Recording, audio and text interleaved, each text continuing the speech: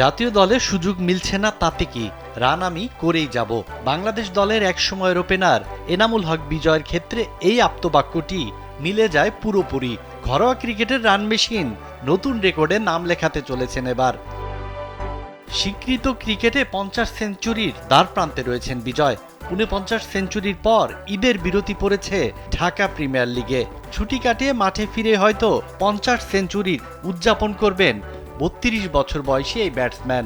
আর সেটি হলে বাংলাদেশের প্রথম ব্যাটার হিসেবে 50 সেঞ্চুরির মাইল ফলক ছোঁবেন তিনি। স্বীকৃত ক্রিকেটে বাংলাদেশের ব্যাটারদের মধ্যে সবচেয়ে বেশি সেঞ্চুরি রেকর্ড এখন বিজয়েরই।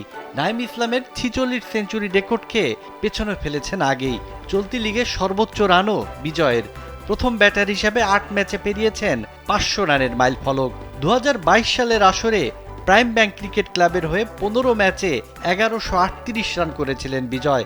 ডিপিএলে হাজার ছোঁয়া প্রথম ক্রিকেটারও এই ডানহাতি উইকেট কিপার ব্যাটার।